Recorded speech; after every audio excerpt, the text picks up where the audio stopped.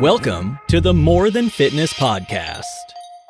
And welcome, ladies and gentlemen, to Minisode number 145 on the More Than Fitness podcast. Today's topic, we are discussing my top 5 favorite lifts for building muscle. Today's Minisode question comes from Marcus. Marcus, thank you very much for asking your question. If you want your question answered for one of these minisodes, there's a link in the description. It's just a quick form, one question form. Fill that out, and I will answer your episode on the minisode. Not what it's for. I will answer your question on the minisode.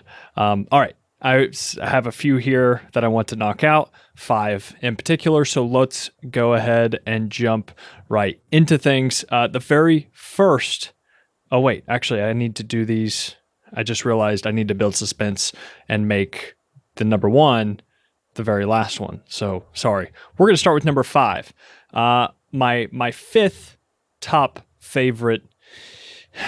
Rough start here. The 5th one is going to be single arm shoulder press, single arm dumbbell shoulder press to be exact.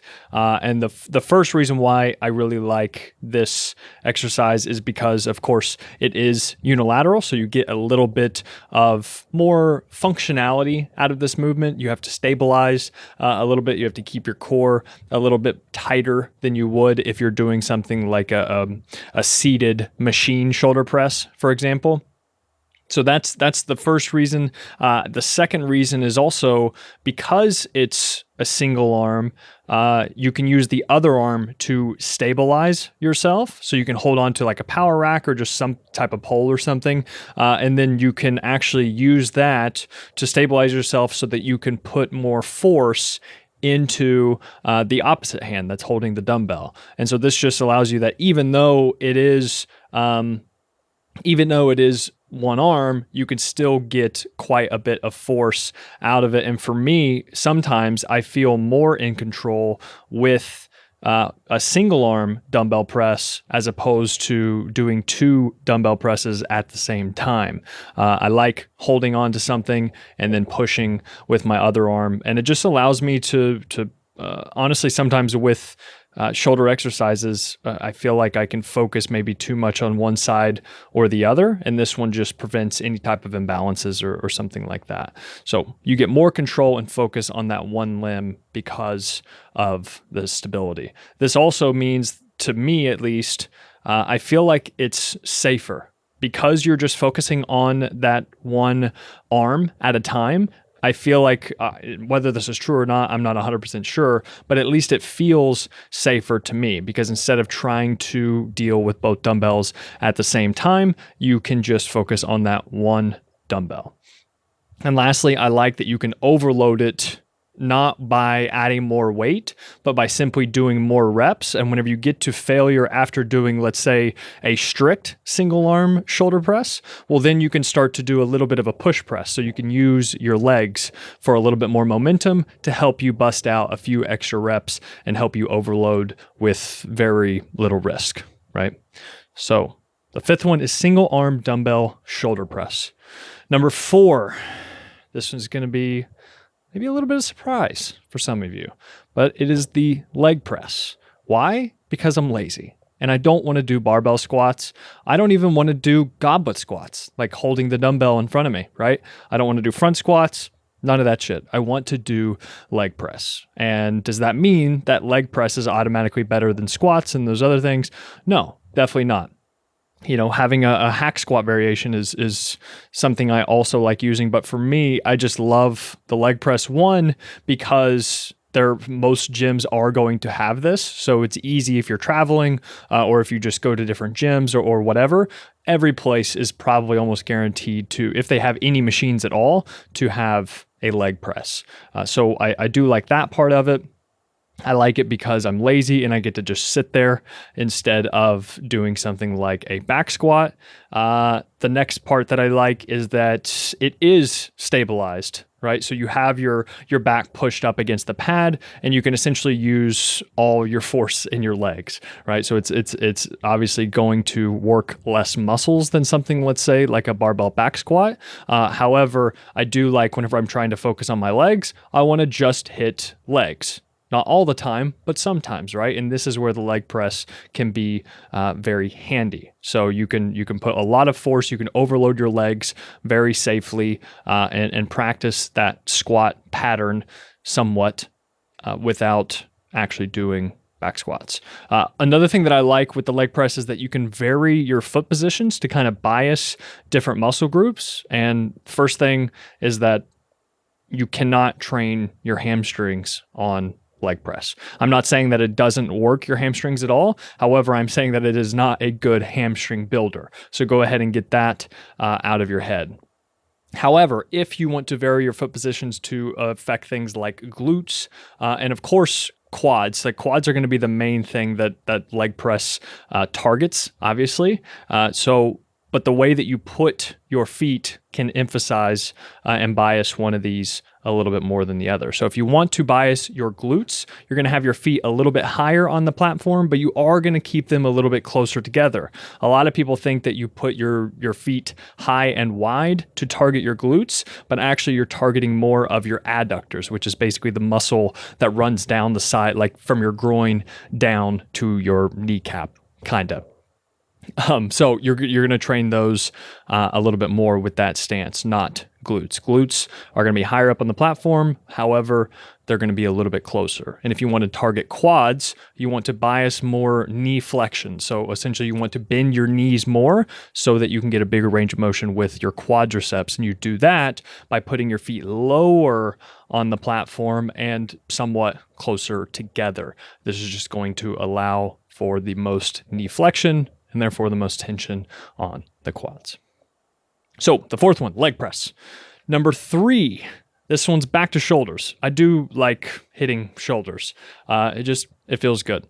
So my third one is going to be the dumbbell lateral raise. So just a side lateral raise, very basic movement. However, I am very bullish on these. I really do like these as an overall they're good anytime, but especially I think these are one of the best mass builders. If you do them correctly and overload them correctly, this is a great mass builder. This is a great shoulder builder.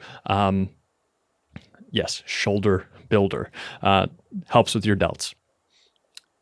And it is my favorite. The next part is that you can recover really quickly from these lateral raises. You got to think, you're not putting forth too much energy whenever you're just kind of like raising your arm up to the side. And also just the nature of the movement. It's not like a shoulder press where you can lift tons of weight at one time. So you're not, with a dumbbell lateral raise, the most that your lateral raising is, who knows, maybe in like the 15 to 30 range. If you can dumbbell lateral raise over 30 pounds with good form, like I want to see your delts for sure. However, this means that you can recover really quickly from them, so you can put them, I like to tag them onto a lot of workouts actually. So I probably do these at least 2 to 3 times per week because I love hitting them. I can recover from them very quickly. My shoulders don't get super sore. I don't feel achy or anything like that. And I vary up the rep ranges. I can do some, one day I can maybe go a little bit heavier, going maybe the 8 to 10 rep range. Another day I can go more towards the 10 to 12 rep range. And then another day I can maybe do the 12 to like 20 rep range and really get high reps there. So I do like it for that reason, that it's a great mass builder in your delts. You can also recover from it quickly, so you can do it very often. And then lastly, again, going in line with those two, it's got a very low risk of injury. Of course, some people can do it wrong and mess themselves up. However, if you can do it correctly, it's great for those side delts to give you that V shape, right? Give you the V shape, just make you have a wider frame in general, and then it makes your waist look smaller. That's kind of the idea behind the V shape. Okay, the second one is going to be a chest supported row.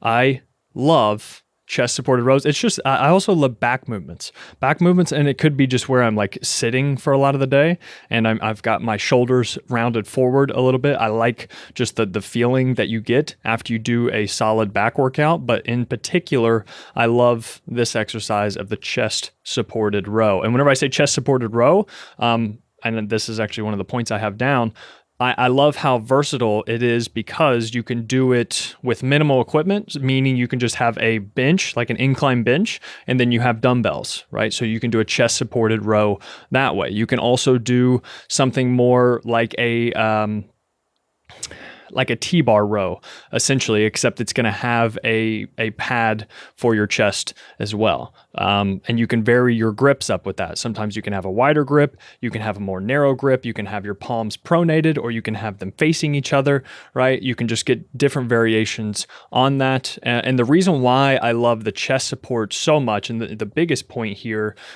is that it makes the limiting factor, for the most part, if you have straps, and as long as grip isn't an issue, the limiting factor is your back, your upper back, which you're trying to train, and not your lower back. What I mean by that is if you do bent over barbell rows, for example, or bent over dumbbell rows where you're doing both at the same time, the limiting factor could be first your lower back because you're bent over and it's just your lower back is in that static hold for a long period of time while you're doing your other reps. And so maybe before your upper back gets fatigued, your lower back gets too fatigued and then you have to drop the weight. The same thing goes if you're not using straps and your grip is the limiting factor before your back actually tires out. Well, then that's not good, right? But with the chest supported row, what it does is it takes away you having to stabilize your low back the entire time. And so that means that you can really overload your upper back, which the movement is intended for in the first place, with lots of control, a big range of motion, and you can overload it pretty heavily because your risk of injury is fairly low. So yeah, and it also just eliminates cheating as well. So it makes it a more effective movement in the first place because of the chest support. You have feedback, right? With the chest, if you would throw your momentum backwards, like you would if you were doing barbell rows, whenever you're using a lot of momentum to heave the weight up, well, with the barbell row, you don't have the feedback of the pad. Whenever you lift off the pad on the chest supported row, you're going to know, okay, I'm really using momentum here, right? I'm really jerking around. But however, if you keep your chest in contact with that pad the entire time, well, then you know, okay, I'm hitting basically pure upper back, rear delts, etc., right? So it makes it a very effective movement to be a good mass builder for your back, particularly your upper back.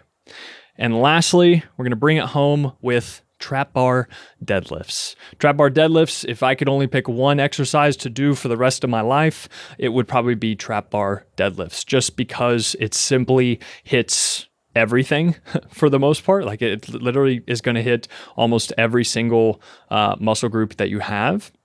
It's a very functional movement, so it also transfers very well to sprinting and to jumping and to sports, and just producing more power, speed, absolute strength overall. And so I think that's another plus. So beyond just the muscle building properties that it has, it's also great for strength. It's also great for power and speed.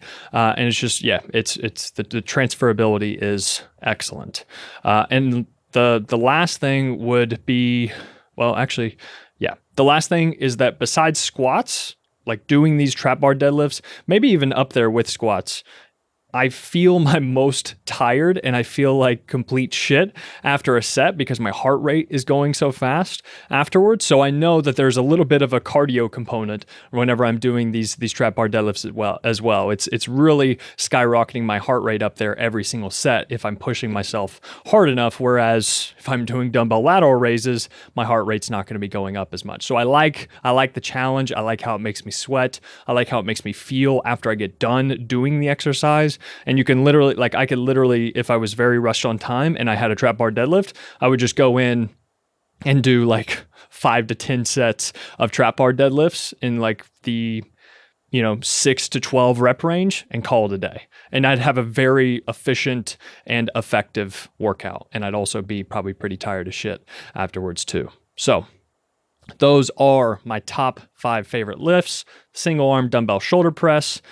Number 4 is the leg press. Number 3 is dumbbell lateral raises. Number 2 is the chest supported row. And number 1 is going to be trap bar deadlifts.